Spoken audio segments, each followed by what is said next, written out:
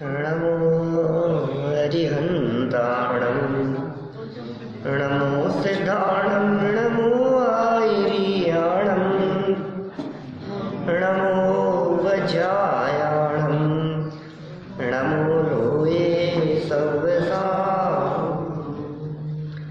जिन स्वानुभूति से गिरी मम स्वानुभूति मदिगिरि श्री विमलधारा जन श्रुत आनंद अमृत से समता प्रवाह बहावती रागादि विकल्प तोड़िके माँ सरस्वती प्रतिभा में बंधन दृष्टि निज में जोड़िके दृष्टि निज में जोड़िके।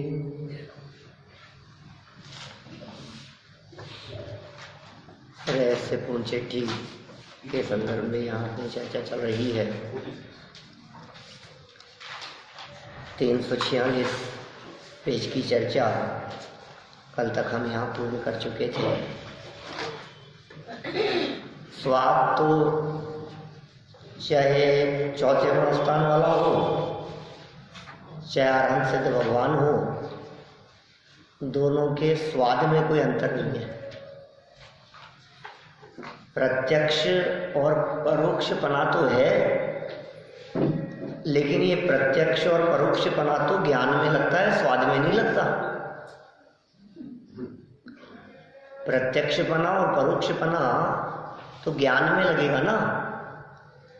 मति ज्ञान और श्रुति ज्ञान है, इस अपेक्षा से ये कहा जाता है कि परोक्ष है। लेकिन जब वेदन की बात की जाती है तो वेदन तो प्रत्यक्ष ही होता है, वेदन में परोक्षपना नहीं होता। जब अनुभव करने की बात होती है तो अनुभव में परायापन नहीं होता। जब अनुभव की बात होती है तो अनुभव सर्टिफिकेट की अपेक्षा नहीं रखता। जब तकलीफ के वेदन की बात होती है तो वो टेस्ट रिपोर्ट की अपेक्षा नहीं रखता कि रिपोर्ट में खराबी आए। रिपोर्ट में खराबी आए या नहीं आए क्या फर्क पड़ता है, वो रिपोर्ट की प्रॉब्लम होगी, मुझे तो तकलीफ हो रही है ना। ऐसे ही जो बात हमने तकलीफ के संदर्भ में कही है उस बात को आनंद के संबंध में लगाओ। मुझे तो आनंद आ रहा है ना। अब वो जो आनंद है वो अज्ञानी जीव को दिखाई देने वाला आनंद वो भ्रम रूप है,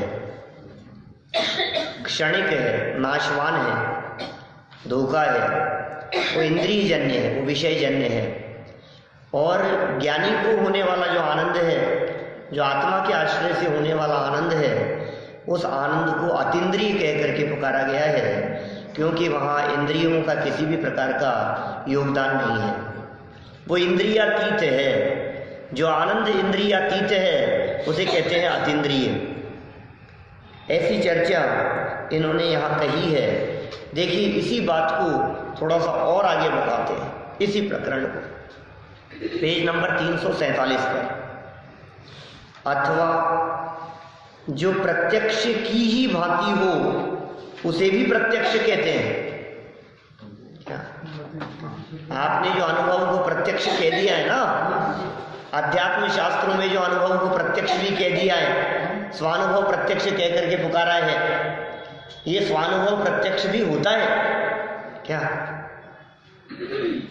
माने ऐसा नहीं है कि स्वानुभव में आत्मा प्रत्यक्ष नहीं होता। आत्मा प्रत्यक्ष नहीं होता, अनुभव प्रत्यक्ष होता है, वेदन प्रत्यक्ष होता है, आत्मा परोक्ष है। हाँ, देखो क्या कह रहे हैं। अथवा जो प्रत्यक्ष की ही भांति हो उसे ही प्रत्यक्ष कहते हैं। उसे भी इसका मतलब प्रत्यक्ष तो प्रत्यक्ष है ही, लेकिन जो प्रत्यक्ष ना हो उसे भी प्रत्यक्ष। जैसे मति श्रुति ज्ञान प्रत्यक्ष नहीं है, फिर भी उन मति श्रुति ज्ञान को क्या कहते हैं? कब कहते हैं? प्रत्यक्ष की ही भांति हो उसे भी प्रत्यक्ष कहकर के पुकारा जाता है। जैसे लोक में कहते हैं कि हमने स्वप्न में अथवा ध्यान में अमुक पुरुष को प्रत्यक्ष देखा। ऐसे ऐसे प्रयोग करते हैं ना, हमने प्रत्यक्ष देखा था उसको, ध्यान में प्रत्यक्ष देखा है, सपने में बिल्कुल साफ साफ दिख रहा था मेरे को, तो सपने में और साफ साफ दिख रहा था, तो प्रत्यक्षवत हो गया ना। अनेक परोक्ष बातें भी प्रत्यक्षवत होती है, उसमें ऐसा लगता है जैसे बिल्कुल क्लियर दिख रहा है, मैंने साफ साफ देखा है साहब अपनी आंखों से। इसको कौन सा प्रत्यक्ष कहा था पीछे? साम व्यवहारिक प्रत्यक्ष। मैंने अपने कानों से सुना है, प्रत्यक्ष सुना है, इसको साम व्यवहारिक प्रत्यक्ष कहते हैं, है ना। वहां कुछ प्रत्यक्ष देखा नहीं है, स्वप्न में कुछ प्रत्यक्ष दिखता नहीं है, ध्यान में कुछ प्रत्यक्ष होता नहीं है,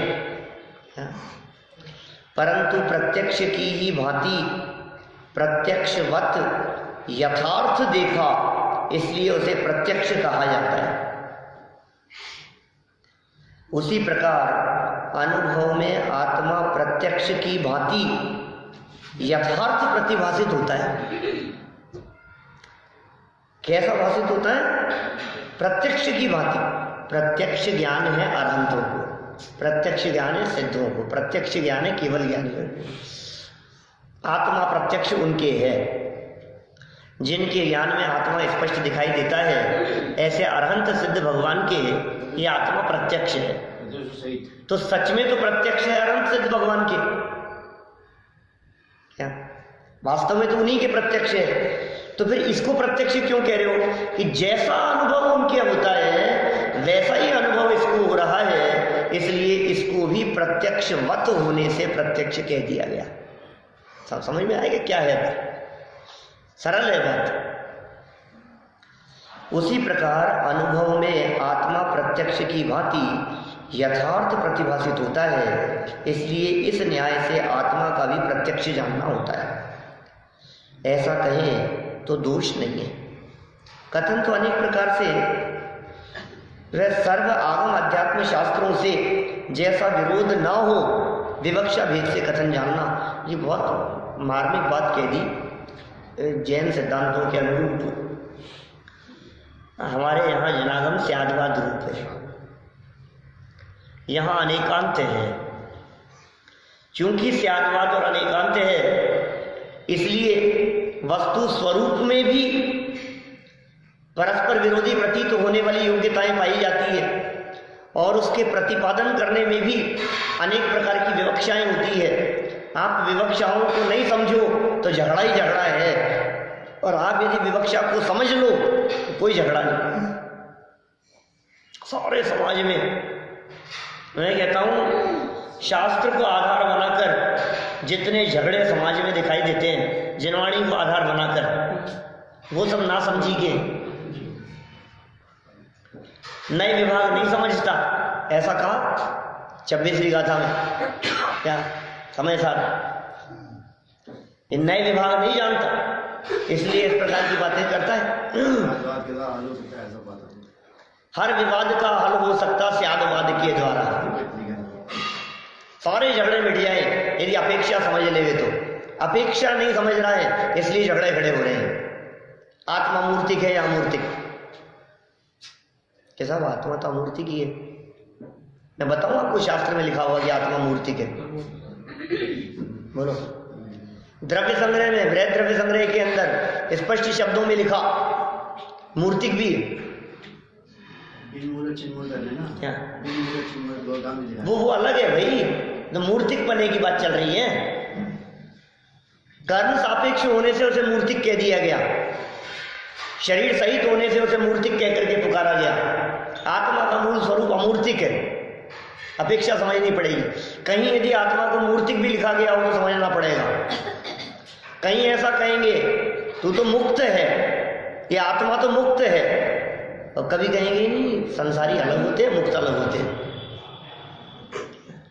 ऐसा भी कथन करेंगे। दोनों बातें सही है कि गलत है? कोई एक तो गलत हुई। राग आत्मा का है कि राग पुद्गल का है? बोलो। दोनों बातें कैसे सच्ची होगी? या तो राग आत्मा का होगा या राग पुद्गल का होगा। भाई साहब ये जनागम है। क्या राग पर्याय आत्मा में उत्पन्न होती है, लेकिन आत्मा के लक्ष्य से उत्पन्न नहीं होती। राग उत्पन्न तो आत्मा में हुआ है, लेकिन पुद्गल के लक्ष्य से उत्पन्न होता है। तो जो जिसके लक्ष्य से उत्पन्न हो वो उसका, क्या जिसकी दृष्टि जिसके साथ में जुड़ी हो वो उसका, जिसका अपनापन जिसके साथ जुड़ा हो वो उसका। और उत्पन्न कहाँ हुआ? कि उत्पन्न पुत्री किसकी? पिता की कि पति की? है कन्या किसकी है बतलाओ? पुत्री मत कहो, कन्या कहो, लड़की कहो, किसकी है? पिता की है। पिता की भी है, माँ की भी है, किसी की भी नहीं है, खुद की है। नहीं नहीं, उसका स्वामी कौन है?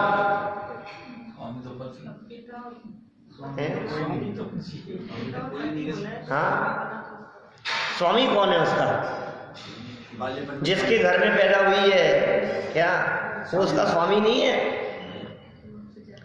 जिसके गले में उसने वरमाला डाली है वो उसका स्वामी है। क्या कहते हैं राग का स्वामी कौन?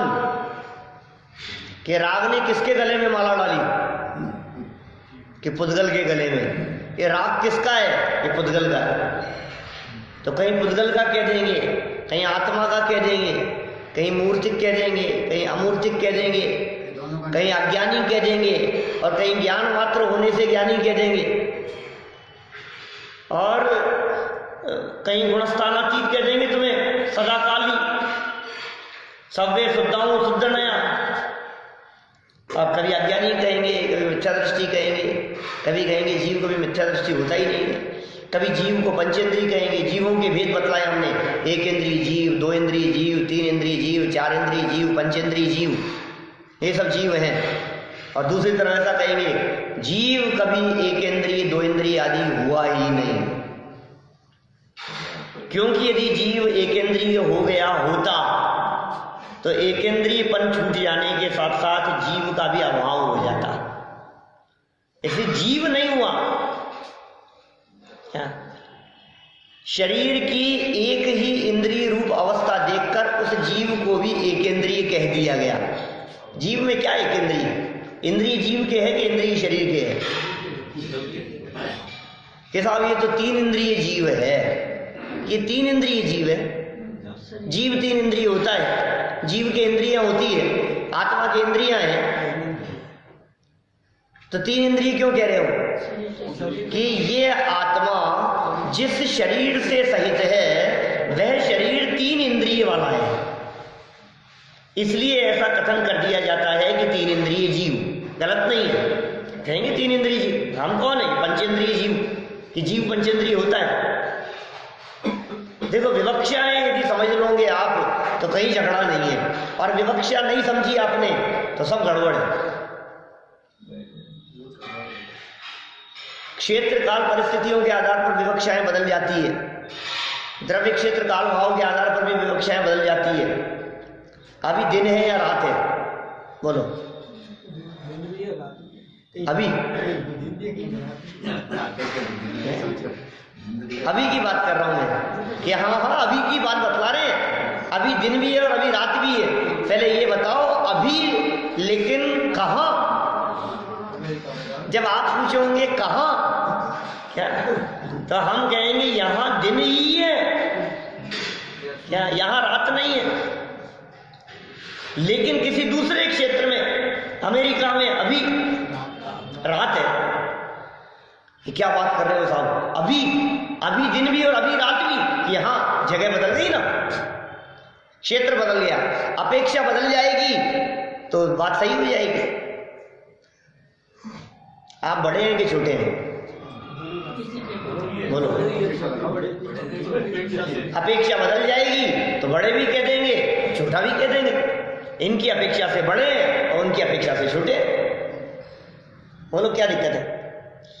माने देखो कितना सुंदर बात यहाँ कह रहे हैं भाई साहब। आगम और अध्यात्म, आगम की शैली अलग प्रकार की है, अध्यात्म की शैली अलग प्रकार की है। अध्यात्म शैली से देखते हैं तो आत्म अनुभूति की दशा को स्वानुभव प्रत्यक्ष कह करके पुकारा जाता है। छद्मस्त के, गृहस्थ के, चौथे गुण स्थान वाले के अनुभूति की दशा में प्रत्यक्ष है आत्मा, स्वानुभव प्रत्यक्ष, अध्यात्म शैली। आगम से जब बात करते हैं तो आगम क्या कह रहा है? तेरे ज्ञान तो मतियान और श्रुतियान है, तो छद्मस्त है। मतियान और श्रुतियान चूंकि परोक्ष ज्ञान है, इसलिए तेरे जो आत्मा संबंधी ज्ञान है या आत्मा अनुभूति है वो भी परोक्ष कहने में आती है, प्रत्यक्ष नहीं। प्रत्यक्ष भी कह दिया, परोक्ष भी कह दिया, कैसे प्रयोग करते हैं।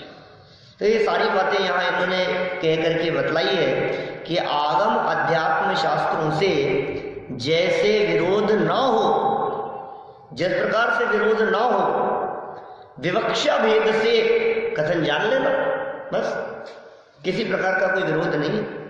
यहाँ प्रश्न किया, ओहो ऐसा अनुभव कौन गुणस्थान में होता है? टोडरमल जी ने उठाया प्रश्न, 350 साल पहले ये प्रश्न उठाया, यह अनुभव कौन से गुणस्थान में होता है?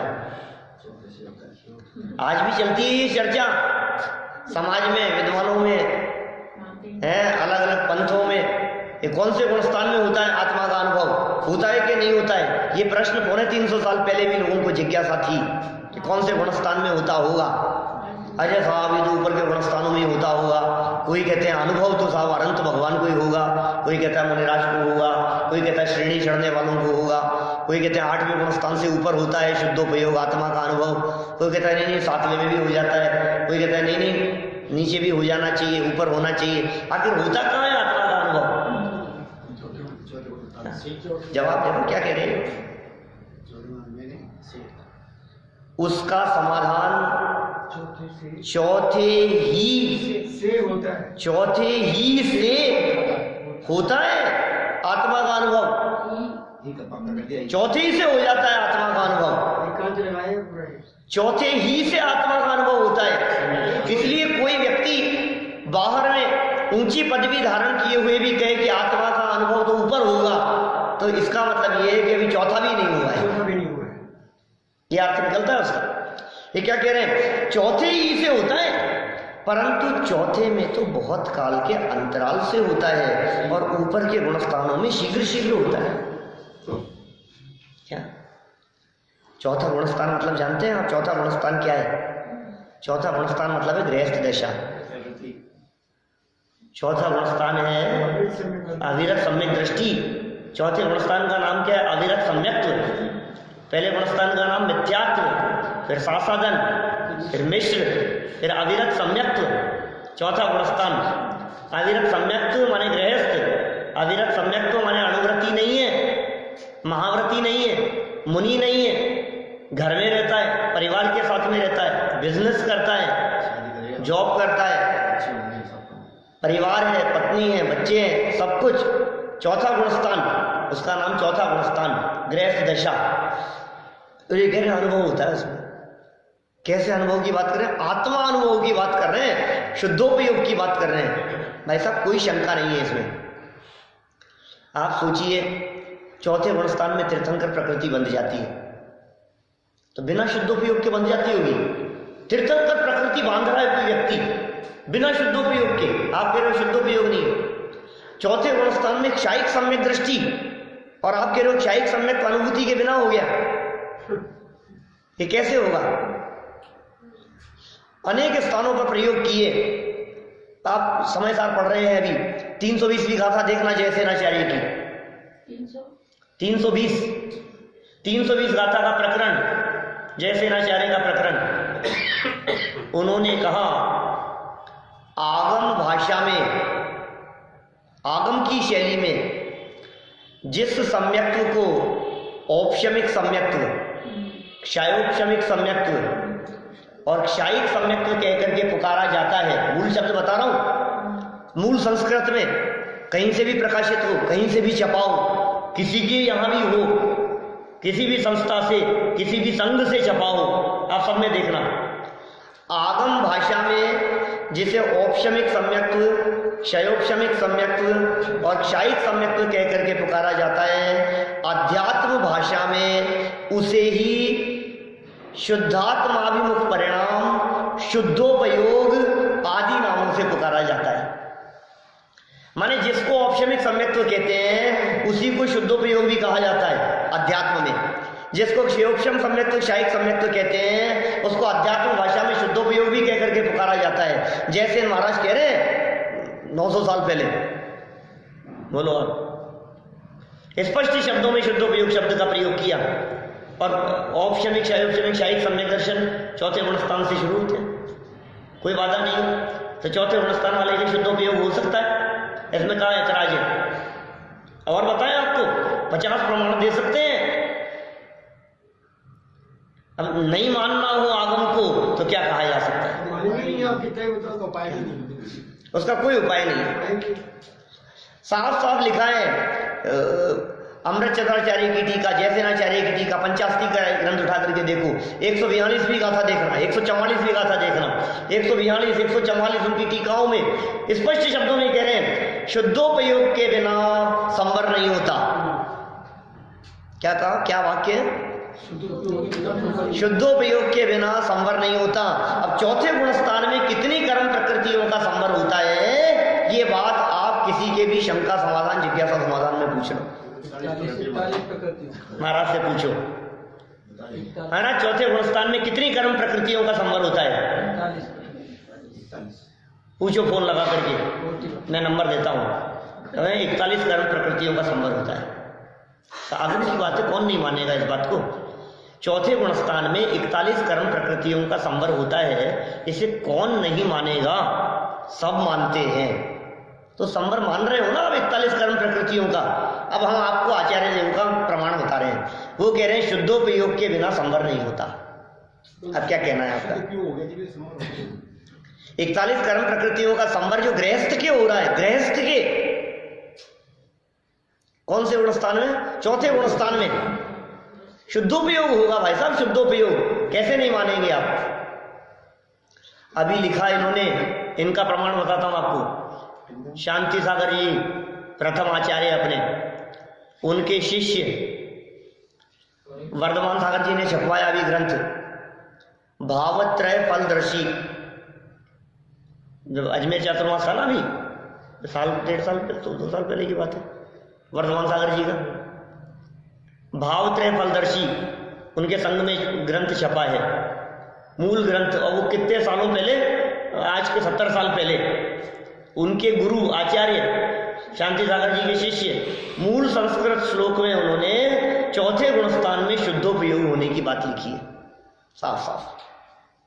अब बोलो क्या कहना है? चौथे गुणस्थान में शुद्धोपयोग होता है।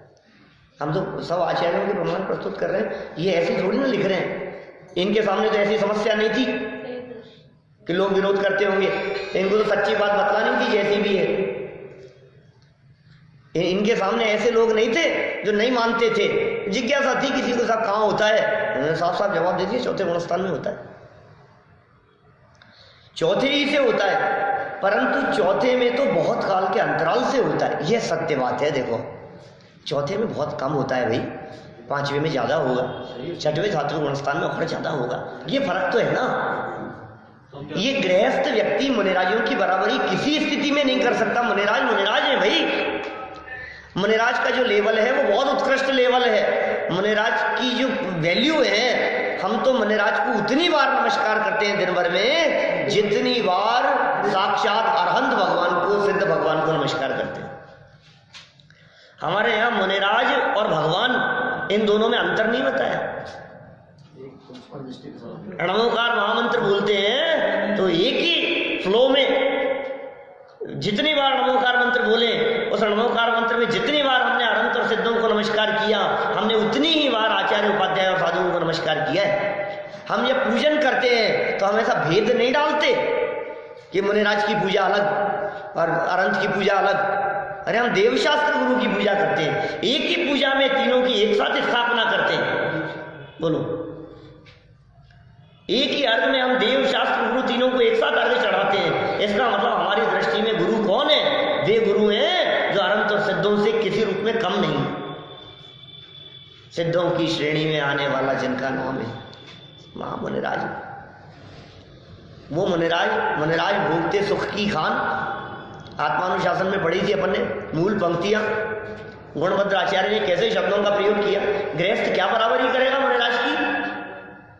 6वें 7वें गुणस्थान वर्ती भावलिंगी संत, 3 कषाय चौकड़ी का अभाव, अतीन्द्रिय आनंद का रस पीने वाले ऐसे संत, ऐसे मुनिराज, उनकी बराबरी गृहस्थ उनके नाखून की बराबरी नहीं कर सकता मुनिराज की। लेकिन ये कह रहे हैं 4थे गुणस्थान में गृहस्थ को भी वो कणिका जगी है, ये कह रहे अंश प्रकट हुआ है 4थे गुणस्थान वाले की भी। 5वें गुणस्थान में जो व्रती हो गए हैं, जो अणुव्रती हो गए हैं, जो प्रतिमाधारी हो गए हैं, उनको आनंद विशेष होना चाहिए 2 कषाय चौकड़ी के अभाव में। जिनके अनंतानुबंधी अप्रत्याख्यान और प्रत्याख्यानावरण ये 3 कषाय चौकड़ी का अभाव हो गया है, ऐसे मुनिराज, उनके आनंद प्रचुर स्वसंवेदन का वेदन होना चाहिए। प्रचुर आनंद है, अपार आनंद है। आप बतलाइए, सर्दी, गर्मी, भूख, प्यास, उपसर्ग, परिचय, नग्नता, 22 परिचयों की चर्चा, ये सब कैसे बर्दाश्त होते हैं? बर्दाश्त करने नहीं पड़ते। अंदर में आनंद का बल होता है कि बाहर में तकलीफ नहीं दिखती। ये आधार है। एक बाल खिंचता है, टूटता है तो तकलीफ होती है, एक कांटा चुभ जाए तो तकलीफ होती है। और भूशयन जिनके मूल गुणों में शामिल हो तो तकलीफ क्यों नहीं होती उनको? हमें ठंड लगती है, हम गर्म जमीन पे पाँव नहीं रख सकते हैं, इस तेज धूप में गर्म जमीन पे चल नहीं सकते हैं, वो कैसे चल रहे हैं? पता नहीं लगता होगा? नहीं, पता तो लगता है क्या, लेकिन आनंद दूसरा है, अवलंबन किसी और चीज का है। हम नहीं एग्जाम्पल देते हैं ऐसा बच्चों का, खेलते हुए बच्चों की चोट लग जाती है और खेलते रहते हैं, फिर घर आकर के रोते हैं। ये कब लग गई? इसे पता ही नहीं लगा। पता ही नहीं लगा। क्यों नहीं पता लगा? खेलने में इतना मस्त था। जिसका उपयोग, जिसका ध्यान खेलने में इतना मस्त हो, उसे बाहरी तकलीफ नहीं लगती है। खेल के मस्त होने पर भी तो जैसे आत्मा का आनंद आ रहा हो, उसे बाहर के संकट, उपसर्ग, परिचय, कुछ संकट करने वाले दिखेंगे? नहीं दिखते हैं भाई। ये आत्मा के आनंद की कुछ अपूर्व चर्चा चल रही है।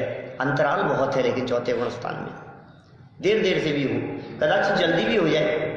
उत्कृष्ट अंतराल अनंतानुबंधी के वासना काल की अपेक्षा से 6 महीने का बताया गया है 4थे गुणस्थान वाले का। 5वें गुणस्थान वाले का 15 दिन कहा है। और मुनिराज का अंतर्मुहूर्त, बस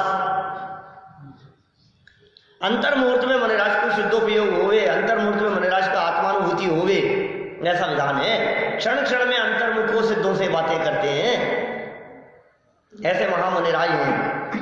देखो आप क्या कहा, 4थे ही गुणस्थान से होता है। क्या होता है? आत्मा का अनुभव, शुद्धोपयोग। लेकिन अभी चर्चा करोगे ना आप बाहर जाकर तो साफ मना कर देंगे, ये बात कहाँ सुने आए आप? किसने कह दिए? ऐसा कुछ नहीं है। ऐसे झूठ बात कहने वाले भी होंगे, सब तरह के लोग हैं दुनिया में। इसलिए भाई ये तो हम तो कहते हैं, अभी बीच में एक चर्चा चल पड़ी थी इस तरह की, विवाद का विषय बन गया था। हमने कहा कुछ दम नहीं है, अनुभव करो और जान लो। 2 व्यक्तियों में झगड़ा हो गया, अग्नि जल रही थी, एक ने कहा गर्म है, दूसरे ने कहा नहीं ठंडी है। अब झगड़ रहे हैं, वाद विवाद हो रहा है। वो कह रहा है ठंडी है, वो कह रहा है नहीं गर्म है, वो कह रहा है मैं कह रहा हूँ ना, वो कह रहा है नहीं मैं कह रहा हूँ ना, मेरी माननी पड़ेगी कि मैं लिखा हुआ दिखा देता हूँ किताब में। तो दूसरा कहता है कि मैं भी लिखा हुआ दिखा देता हूँ, क्या मेरे पास भी प्रमाण है और मैं तुम्हारे लिखे हुए को नहीं मानता। वो आपस में झगड़ा चल रहा है और लड़ चल रहे हैं दोनों में। क्या करें बोलो, क्या उपाय है? क्या उपाय है भाई साहब? हाथ लगाओ ना, छू करके देखो ना कि 4थे में होता है कि नहीं, अनुभव करके देखो ना। जिसे अनुभव नहीं हुआ है वो तो यही कहेगा नहीं हुआ, नहीं होता। और जिसे हुआ है उसके तो अंदर से बात निकलती है, मैं कैसे मानूं नहीं होता, मुझे हुआ है ना अनुभव, मैंने वेदन किया है ना, मैंने स्वाद लिया है ना, मैं कैसे मानूं नहीं होता। ये कैसे कहा जाए? ये वितरागी संतों की बात है, तीर्थंकरों की बात है, परंपरा से आचार्यों की चली आई हुई बात है। इस बात को कैसे स्वीकार नहीं करें? हम आगम का कैसे विरोध कर सकते हैं? हाँ, मुझे नहीं हुआ ये अलग बात है, लेकिन होता नहीं है ये कैसे कह सकते हो? आप ये कैसे कह सकते हो? अमेरिका की खोज नहीं हुई थी, उससे पहले अमेरिका था या नहीं? शास्त्रों में लिखा है विदेश क्षेत्र विद्यमान 20 तीर्थंकर हैं कि नहीं है? नहीं था, हमने नहीं देखे इसलिए हम नहीं मानते। तुमने तो क्या क्या नहीं देखा, देखा क्या? तुम्हारे देखने से थोड़ी नहीं चलेगी बात तो आगम की चल रही है। हम नहीं मानते कि मत मानो, कोई बात नहीं, हो जाए तब मान लेना। क्या जो जनवाणी की चर्चा पढ़ते सुनते हैं उनके भव्य पने में और उनकी पात्रता में तो हमें कोई शंका नहीं है, लेकिन किसी को यदि ये बात नहीं जच रही है तो हो सकता है अभी थोड़ा काल लंबा हो, इतना ही। थोड़े थोड़े अंतराल के बाद, अंतराल से होता है। और ऊपर के गुणस्थानों में, ऊपर का गुणस्थान, ये चौथे गुणस्थान की बात कही है, ऊपर गुणस्थान मुनिराजों का, श्रेणी चढ़ने की परिस्थिति तो इस पंचम काल में होती नहीं। छठवें सातवें गुणस्थान तक की परिस्थिति यहाँ है, धर्म ध्यान तक यहाँ होता है, शुक्ल ध्यान यहाँ कहा नहीं है। आगे आइए भी चर्चा करेंगे अपन। तो क्या कहा? शीघ्र शीघ्र होता है ऊपर के गुणस्थानों में, जल्दी जल्दी होता है। फिर यहाँ प्रश्न, दोबारा प्रश्न खड़ा कर दिया, अनुभव तो निर्विकल्प है, वहां ऊपर के और नीचे के गुणस्थानों में भेद क्या है? अनुभव तो अनुभव है, नीचे का और ऊपर का गुणस्थान ये ऐसे ऐसे ऐसे भेद क्यों कर रहे हो आप नीचे और ऊपर के गुणस्थान में? निर्विकल्प है, जिसको होगा उसको निर्विकल्प होगा। चौथे वाले को भी निर्विकल्प है, पांचवें वाले को भी निर्विकल्प है, छठे सातवें वाले को भी निर्विकल्प है। अब ये कह रहे हैं भाई देख, बात तो सच्ची है कि अनुभव तो निर्विकल्प होता है, लेकिन निर्विकल्प दशा में जो परिणाम अपने आत्म स्वरूप में मग्न हुए थे वो चौथे गुणस्थान में कम समय के लिए मग्न हुए थे, और ऊपर के गुणस्थानों में ज्यादा समय के लिए मग्न हुए थे। जैसे देखो, मैं वही पलक झपकने वाली जो बात कहता हूं, बस बिल्कुल स्पष्ट समझ में आती है। मैं आपसे पूछता हूं, आधे घंटे से आप लोग यहाँ बैठे हैं, आधे घंटे में आपकी आंखों की पलकें झपकी या नहीं? आपकी आंखों के सामने कुछ आया या नहीं? अल्प समय के लिए आया तो था। कई बार आपको आधे घंटे में पता लगा था कि आंख के सामने कुछ आ गया? आधे घंटे में तो नहीं पता लग रहा था, कहने के बाद पता लगा कि हाँ पलक झपकी है।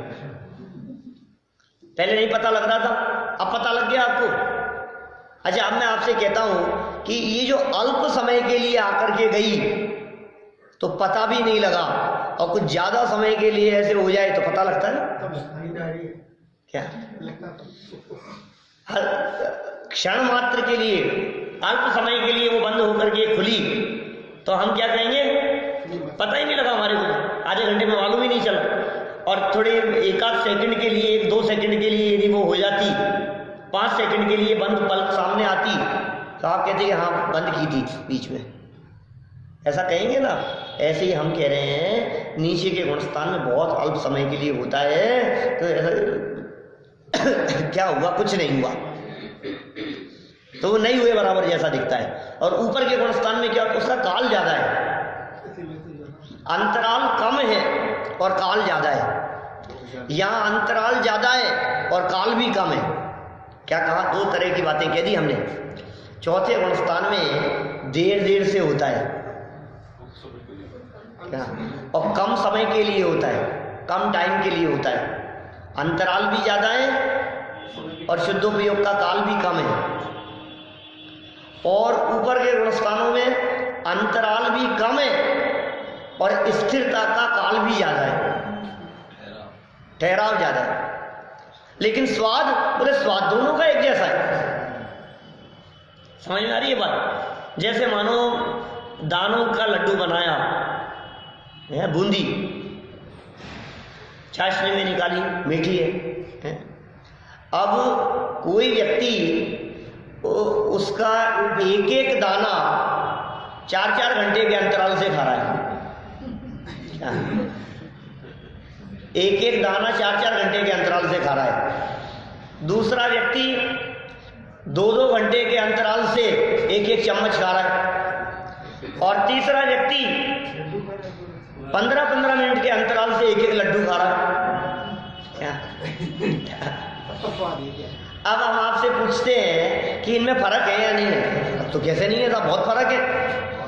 ये काय का फर्क है बतलाओ?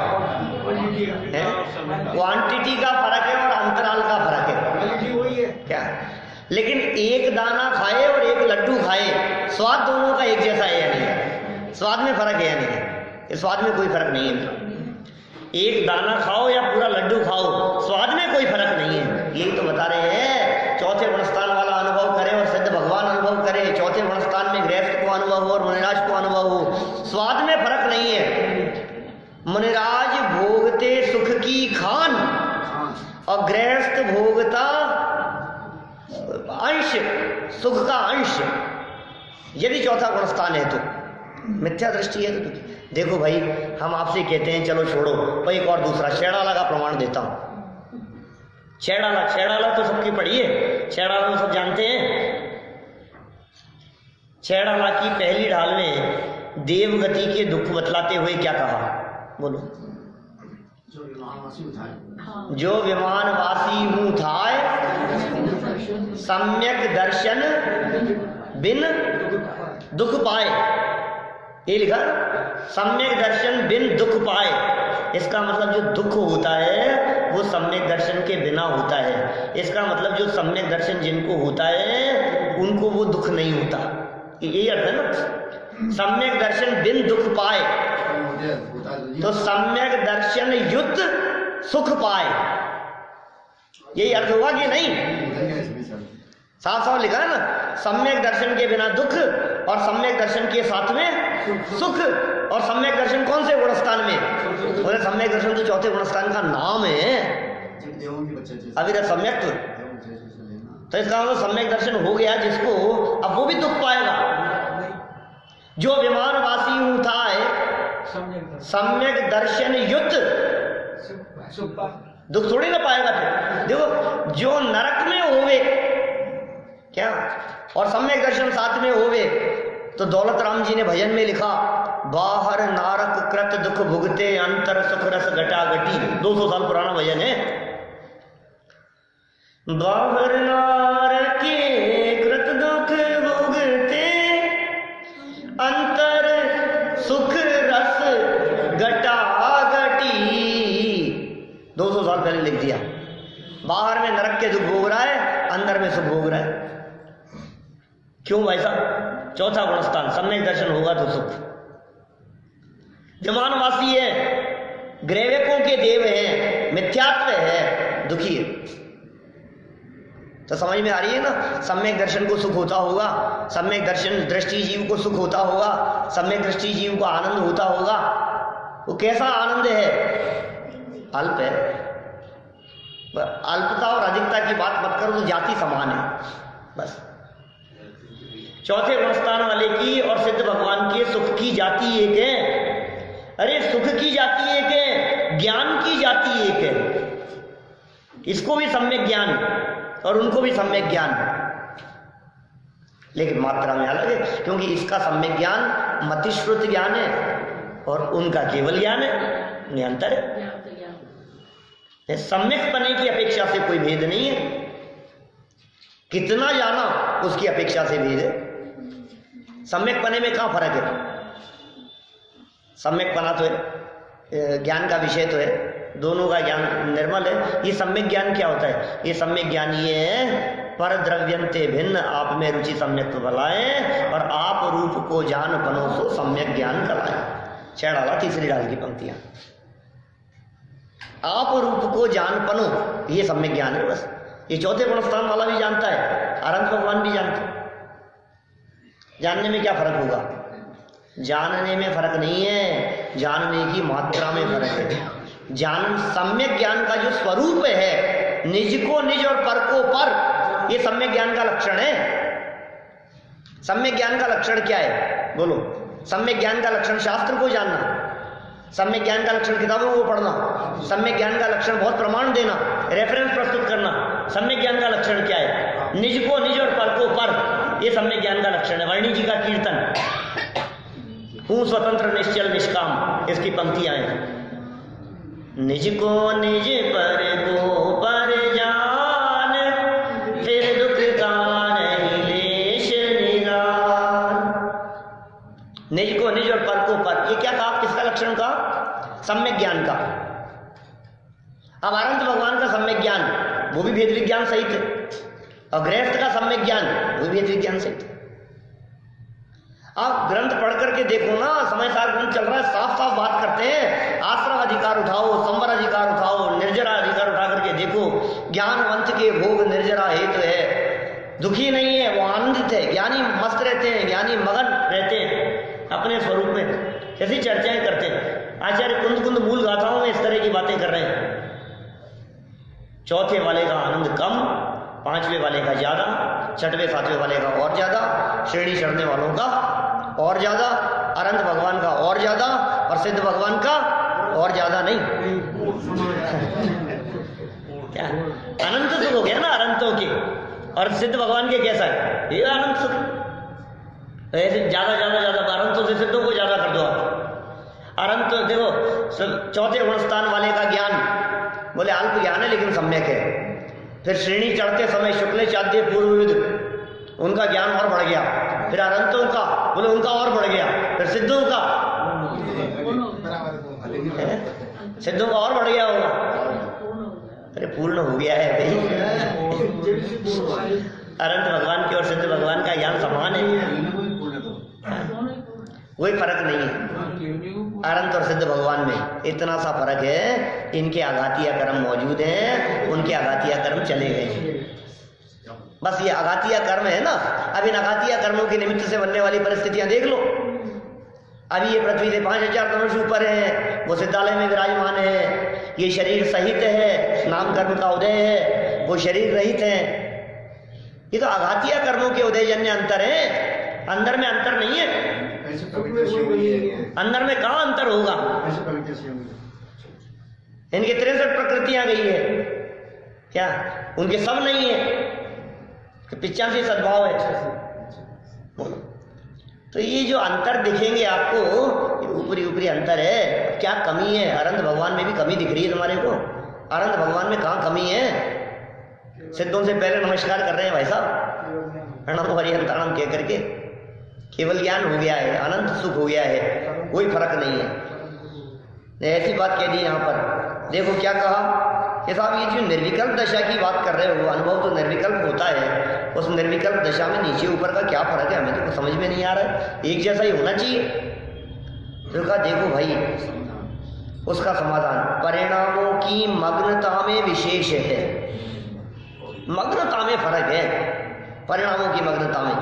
जैसे दो पुरुष नाम लेते हैं, किसका? भगवान का नाम ले रहे हैं, प्रभु का नाम ले रहे हैं, भक्ति स्तुति है ना, स्मरण कर रहे हैं, भक्ति कर रहे हैं, तो उनमें जो लीनता होगी, कह रहे हैं, और दोनों ही के परिणाम नाम में, परिणाम इधर उधर नहीं जा रहे, दोनों के उसी में है।